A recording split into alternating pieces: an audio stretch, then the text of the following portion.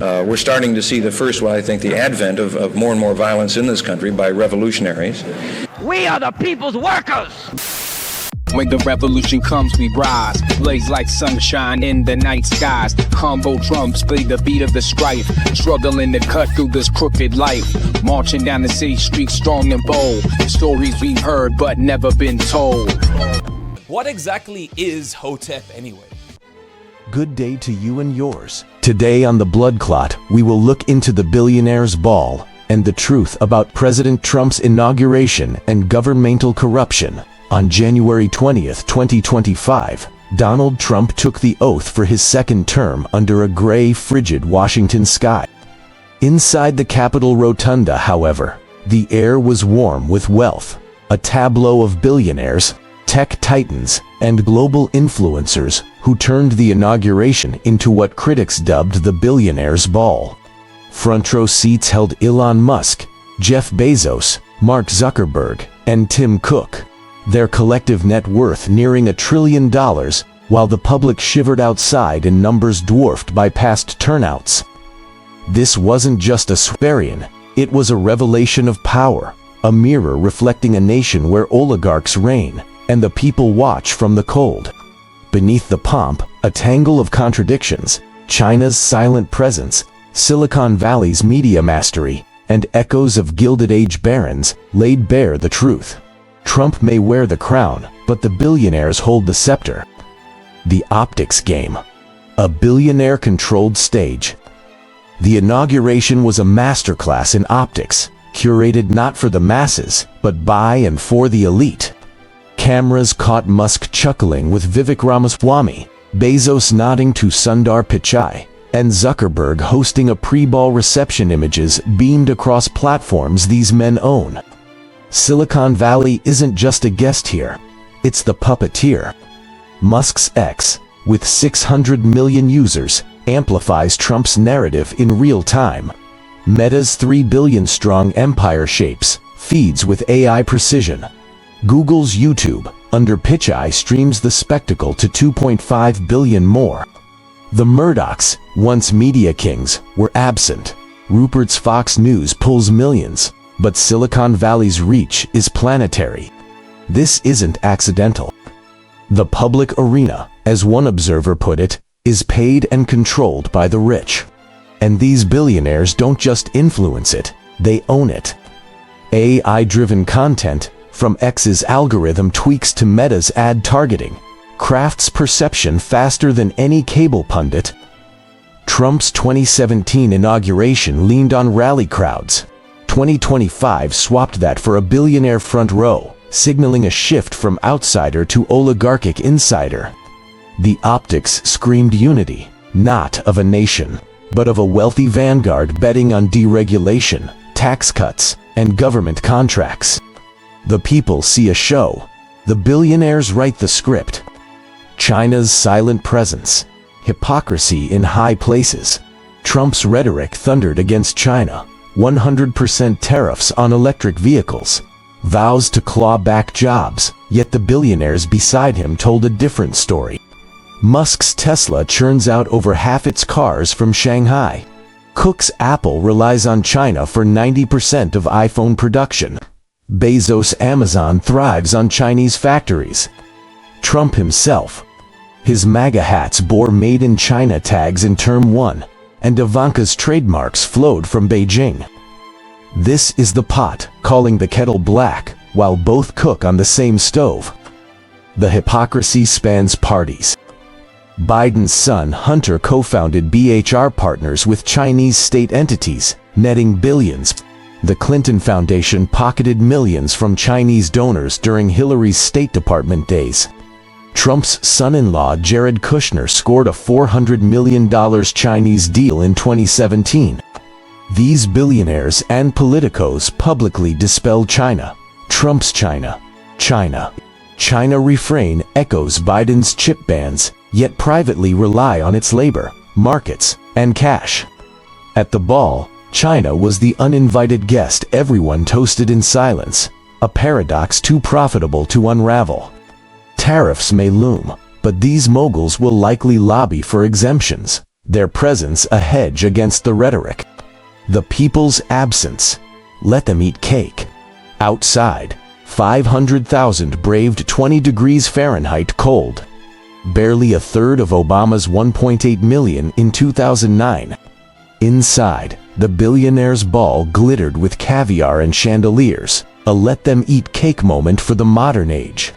The dais held Musk, Zuckerberg, and Thiel, not steelworkers or farmers.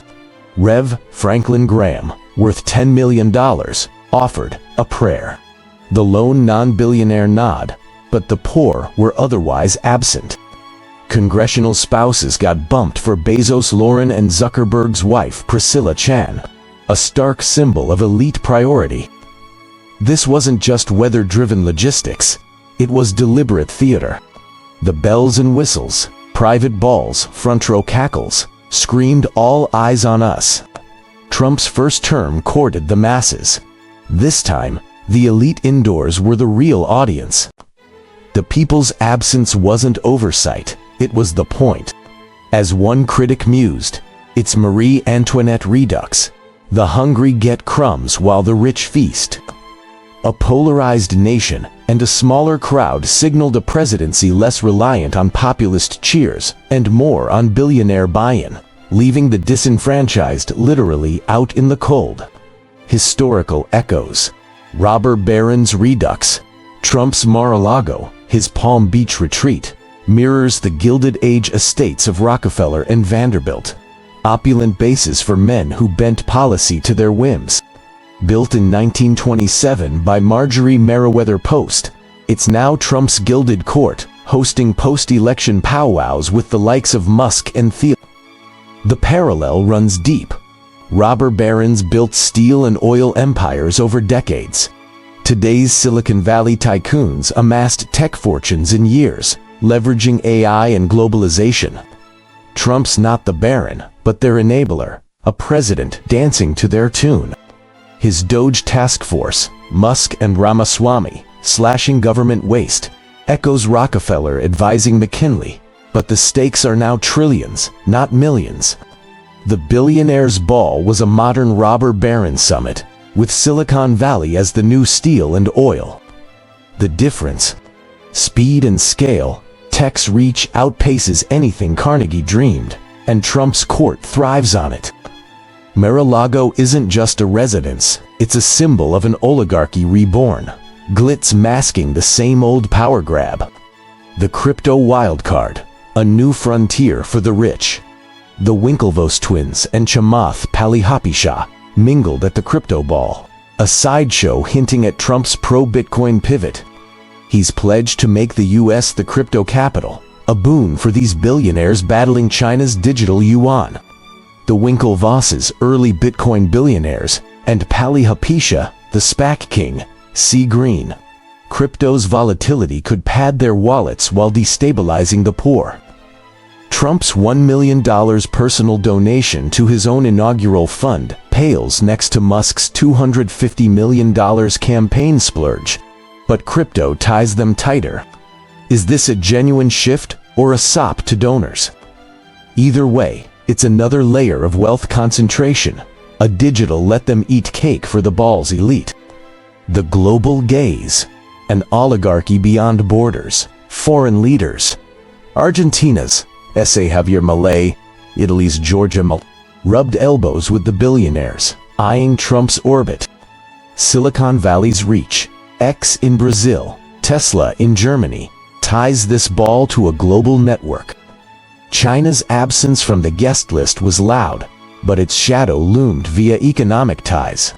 Milei's libertarian streak aligns with Musk's deregulation dreams. Meloni's populism nods to Trump's base.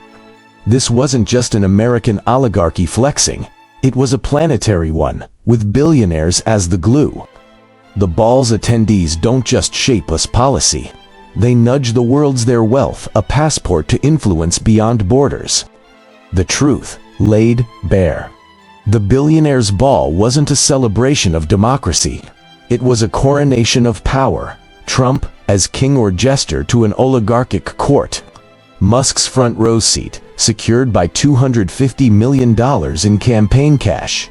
And Thiel's long-game loyalty bought them the table, maybe the whole damn room. Silicon Valley's media mastery framed the narrative. Their China ties mocked the tariff threats. Their absence of the poor underscored the real audience. Historical echoes rang true. Crypto added a wild card, and the global gaze widened the lens. The truth. Trump's inauguration revealed a government poised to serve wealth, with Silicon Valley as architect and beneficiary. The public hears America first. The elite crafts a world where their interests, global, complex, profit-driven, reign supreme. The disconnect yawns wide. Billionaires toast trillionaire dreams while the disenfranchised fade. A nation where power dances with wealth, and the rest watch from the cold. As the Starlight Ball chandeliers dimmed, one question lingered. Who's really in charge, President Trump or the oligarchs who crowned him? A big fire burn for them kind of talk there.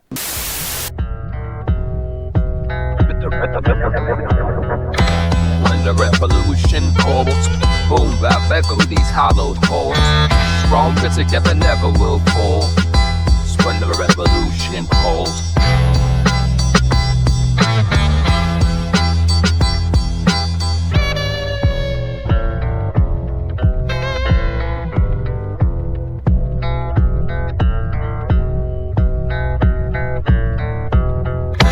When the revolution calls, boom, bap, echo these hollowed halls.